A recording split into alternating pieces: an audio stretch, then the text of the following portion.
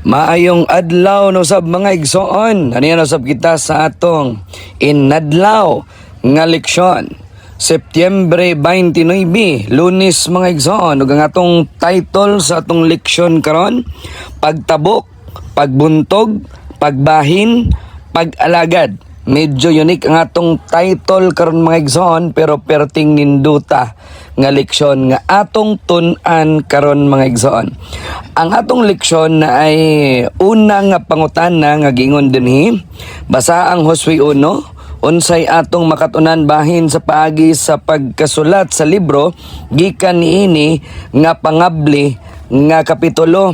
Tubag, kung ato ning basahon mga igsoon, makita nato nga klaro kayo ang paagi sa Dios sa pagpangandam sa iyang katawhan. Ang libro wala lang sugod dayon sa pakigubat, kundili mga igsoon gisulod kini sa usa ka pagpaila.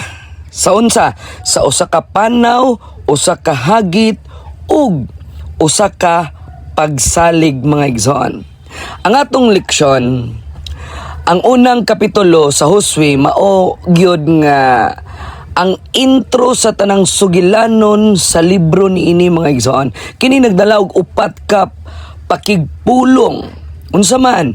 Pagtabok, pagbuntog, pagbahin-bahin ug pag-alagad. Ang matagusan niini mga igsoon, makita nato nga nahisumpay sa buhat nga gisugo sa Dios kang Josue. Una, ang pagtawag nga motabok sila sa suba.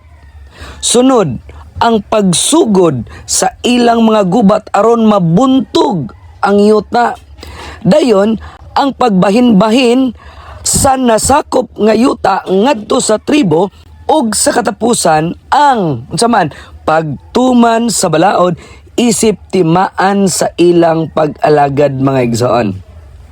Klaro kaayo nga ang Dios adunay plano ug mataglakang adunay katumanan, apan samtang natuman ang iyang saad mga igsoon, ang responsibilidad ibalik gihapon ngadto sa katawhan. Ang ilang tinuod nga panag-iya sa yuta mga igsoon mahimo lamang pinaagi sa matinumanon nga pagtuo ug tinuod nga pagtuman mga igsoon. Kung ato pagyud palawman og maayo, makita nato nga ang libro ni Josue gibahin ngadto sa upat ka dakong bahin. Una, ang pagtabok gikan sa kapitulo 1 hangtod sa 5. Ikaduha mga igsoon, ang pagbuntog gikan sa kapitulo 5:13 hangtod sa 12. Ikatulo, ang pagbahin-bahin gikan sa kapitulo 13 hangtod na sa 21 mga igsoon. Ug ang ikaapat, ang pag-alagad gikan sa kapitulo 22 hangtod sa 24 mga igsoon. Ato ganing tun-an nga kini nga pattern naghatag nato og dako nga leksyon. Ang tibuok kinabuhi sa usa ka magtotoo sama ra sa mga Israelita. Adunay panahon sa pagtabok, pagbiya sa karaan ug pagsulod sa bag-ong panaw, panahon sa pagbuntog, pag-atubang sa mga hagit ug pagsalig sa gahom sa Dios. Unsa pa?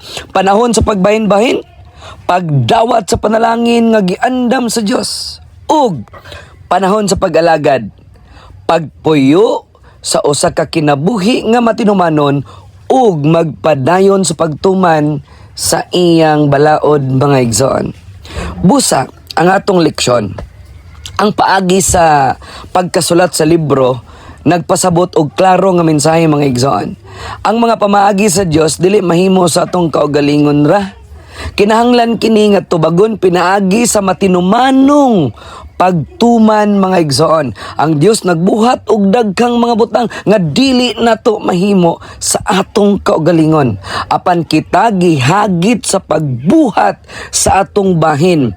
Sama sa giingon sa pinadayag 14:12, ang katawhan sa Dios sa katapusan gipaila pinaagi sa duha ka butang: pagtuo ug pagtuman. Mga igsoon, sa sumada sa tong leksyon ining adlaw. Ang tanang sugilanon sa huswi nagpahinumdum nato nga ang Dios nagdala og plano sa iyang katawhan.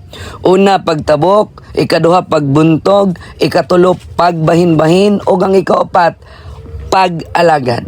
Sa mataglakang ang Dios mao ang nag-una, apan ang katawhan gihagit sa pagtubag, pinaagi sa pagtuo ug pagtuman. Maupod kini ang pattern sa atong espirituhanong kinabuhi. Dili lang tatawgon sa pagtabok gikan sa kalibutan ngadto sa bag-ong kinabuhi, apan usab sa pag-atubang sa mga hagit, sa pagdawat sa iyang mga panalangin ug sa pagsalig nga ang pinakadakong tumong mao ang pag-alagad, mga igsoon. Kung buhaton nato kini, mapakita nato nga tinuod nga kita katawhan sa Dios. Mga igsoon, sa pagtapos magampo ta. Diyos nga labing gamhanan, dalaygon ikaw sa walay katapusan. Salamat o Diyos nga ikaw ang nag-una sa among panaw. Tabangi kami nga ang among pagtabok, pagbuntog, pagdawat ug pag-alagad kanunay kami nga matinumanon ug masaligon sa imong saad.